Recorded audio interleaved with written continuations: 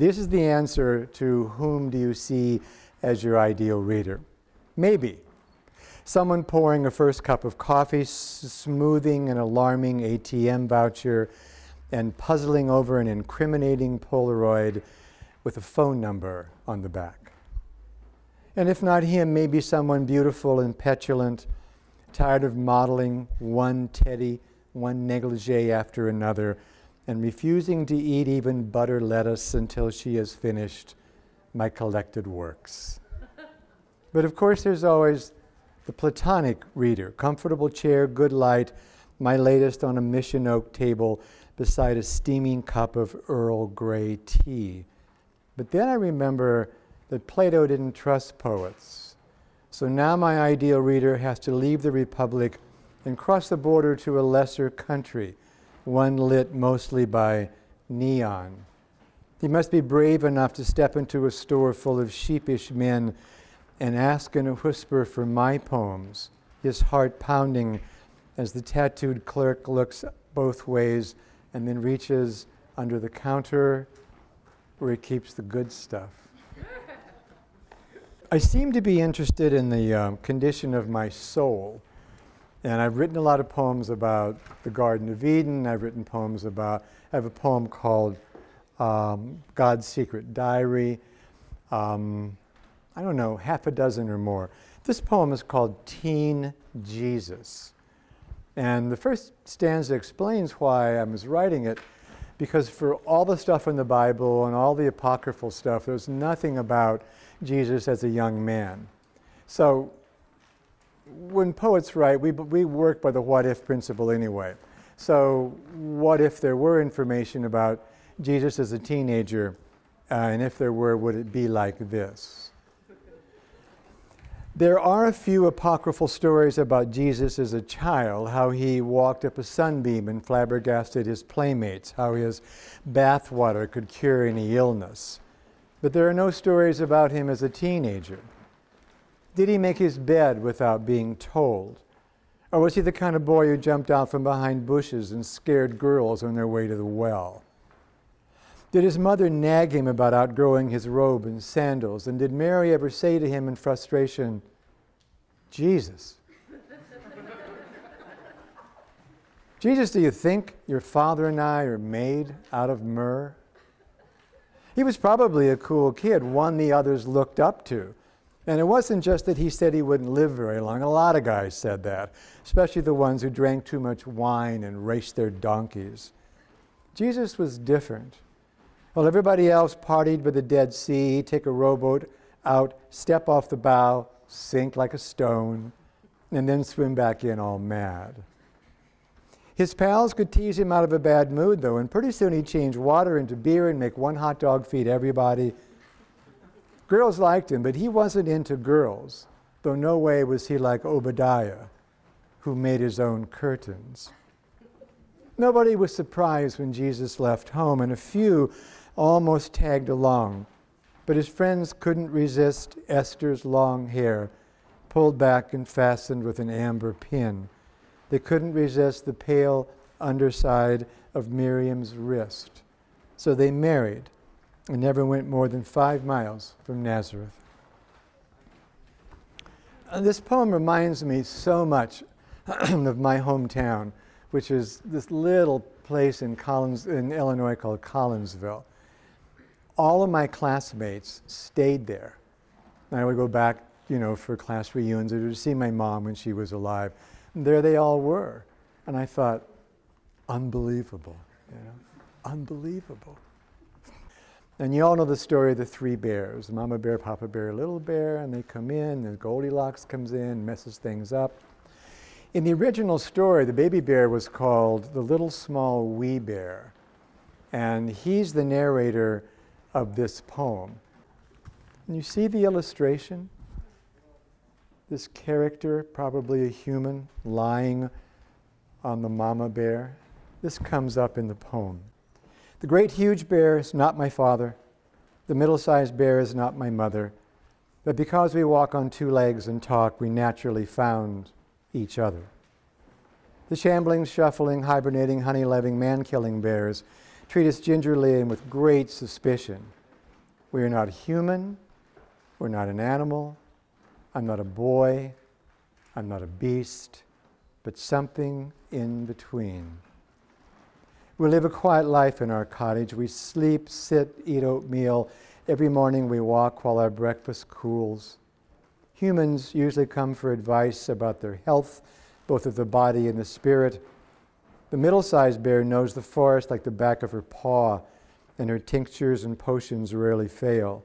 And sometimes the humans who come to us need only to be embraced, to lie face down in our fur, where they weep like their human hearts will break. Goldilocks wanted to disrupt our lives, eat our food, criticize our furniture, and soil our beds with her human stink.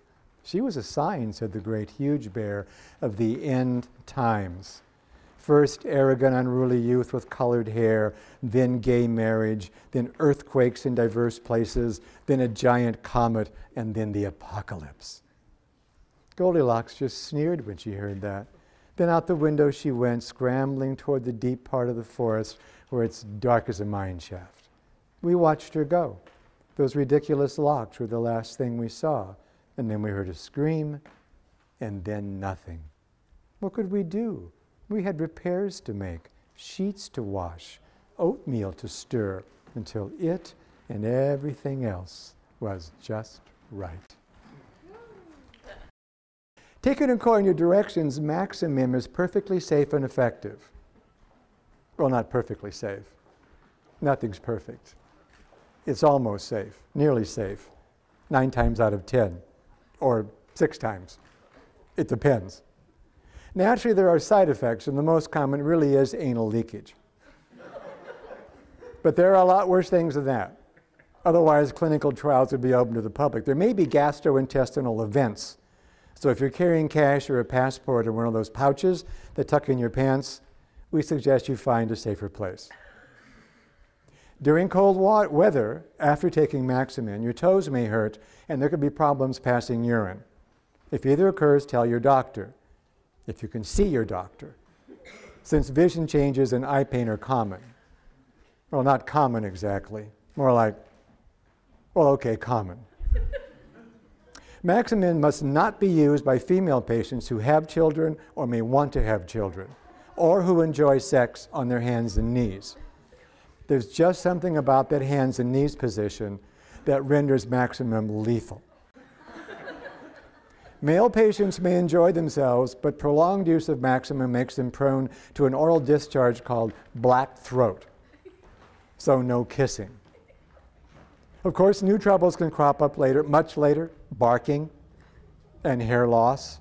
This is called off-target activity, and it's difficult to predict. Actually, impossible to predict. But ask your doctor. Maximum may be right for you. Gretel enrolls in night school, a creative writing class. There are other women in their 50s. One keeps pointing her expensive breasts at the teacher. One has crazy hair and a pentagram, but they're nice enough. Gretel likes to sit with the young people. The girls treat her like a mom, spilling all kinds of secrets. And their idea of an endearment is to give her a joint or two in a sucrets box. Gretel likes the class. The teacher is bigger than she expected, strong like a woodsman. And she's sorry when he hands out the last poem on the last night of the semester. At home, she sits in the window seat and smokes. The marijuana makes her sleepy. And before that, she feels, she learned this word in class, phantasmagorical. The moon is either there or she knows where it is. Somehow a forest fills her little yard. There's a trail of white pebbles leading God knows where. She lets herself cry about her brother once a week, and this is the time. Oh, honey, she says, I miss you so much. The cowboy poet considers his uncollected poems. He says, I can see them from the porch sometimes, and they look mighty thin. And they're skittish, that's for sure. They'll come as far as the fence, but every step I take toward them, they take 2 back. Sometimes the dog goes out on his own and rounds one up that I barely recognize. I let him cool out, toss in some alfalfa. He's wary, keeps to himself. He needs his hooves trimmed and some bay trill, but you try to get in there with a rasp and a syringe. And pretty soon he looks so goddamn miserable. One fine night I leave the gate open about that much, and when I turn my back, he's gone.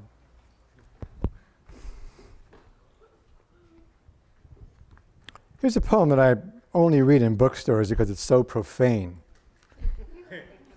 I read in churches every now and then. I don't read this poem, I'll tell you that. It's called Advice to a Young Poet. You have to imagine now that I'm standing here with my arm around a young man or a young woman who is, in fact, a young poet. And he or she has asked me for some advice about his or her work. This poem comes from one of my writing workshops where everybody was so serious. So this is my advice. I have my arm around this poet, and I say to him or her, fuck all the gloomy insight, fuck the high seriousness, and fuck those whispers in the night. No goddamn ebbing of the light either. Tell me about your mattress and how it's not quite right. Did you trash your kids' kite? That's good. That's all you get to confess. Nobody cares if you're contrite or if you regularly weep at midnight. And for Christ's sake, no language like opal less and fuck the fucking candlelight. Yeah, Eric liked it. Start a line with tons of dynamite instead. Talk about an actress with nice tits. Stop being polite. An M.A. by mail makes you erudite. Show some guts and stab a shepherdess. Fuck all the gloomy insight. And fuck those whispers in the night. It's good advice.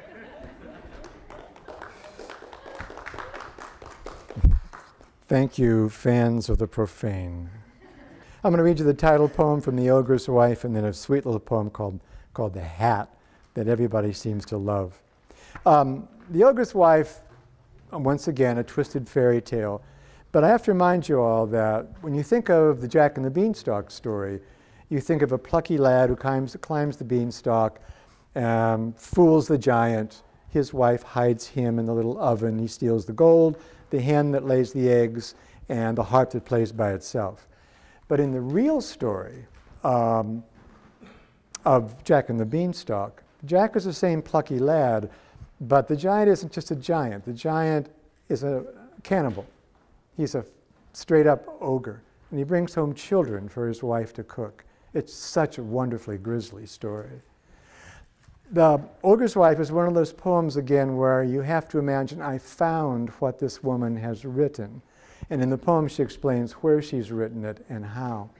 Charles and I were reading at Beyond Baroque, which is a nice little venue in Venice. A great sound system, the lights are in your eyes, you can't see the audience. So I'm reading The Ogre's Wife, and I hear this sob from the darkness. And then in the foyer afterwards, a woman came up to me and said, I was going to get divorced anyway, she said, but this poem just really helped me decide.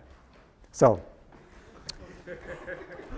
any of you are teetering on the edge of divorce? Mostly you women, but I don't know. So this is The Ogre's Wife, and this is, as she wrote and writes, this is what she said. I don't remember being little. I don't remember growing up, having friends over, much less opening the door for ogre boyfriends, clutching limp bouquets in their huge, hot hands. I seem to have been always what I am, the ogre's wife. This much I know. My husband hates it when I think. He wants his dinner. He wants to count his gold. He wants to snore. He'd beat me if he knew I was writing this in blood on my cutting board. But I like to see my thoughts laid out until the house starts to shake and a cup of water washes all my thoughts away. He throws open the door and drops something on the table, usually a limp boy in the clothes his mother made for him. I've walked to the end of the straight road and it just stops. When I look down, there's nothing but the tops of clouds. What am I to do except stoke the fire, feed it with the homespun pants and shirt, wash the almost perfect body, and then sharpen my knife? From the other room comes the clink of coins, the plop of one more priceless egg, and his command to the harp to play, and then that harp eking out the only song it knows. So the backstory to this is the last semester that I taught, which has been, X number of years ago, I had a really tough bunch of kids in this remedial writing class. I mean, I'm their worst nightmare, right? I'm an old, bald, white guy, and I come in and they're like this, So I finally convinced them that knowing traditional grammar and mechanics is not taking away their defiance or their spirit or anything. It's like a second or third language, right? They could use it only in the country of school. Otherwise, they can talk like any way they want. And the standard joke was, I would tell them, I don't want you going to one of your hideous, dangerous parties and saying, to whom does this AK-47 belong? Right? So they got with the program. So I gave them that, and they gave me, like bigger, brassier balls, because we were negotiating then for a academic salary raise. Even though I was leaving, I was doing it for my colleagues. So this really, got me cranked up. So I gave them that. They gave me this. Here's the poem. They're coming for me. It was that fuck the seriousness poem. Yeah. That's probably my card. It just blew up. Or the poetry police. Yeah. All right, here's the hat poem. When the final is over, Carlos hands me something and says, "Merry Christmas, ma'am. This will keep your big old bald head warm." And it's a cap, but it's no snowflake ski cap. It's the color of quicksand. Carlos and his friends wear theirs as they stand in the hall, all their hearts on one sleeve, and that sleeve rolled up to reveal a brutal tattoo. But now in the winter, when I go to bed, I put on what my wife calls the Carlos hat, and it does keep my big old bald head warm. And in my dreams, I don't take shit from nobody. Thank you very much.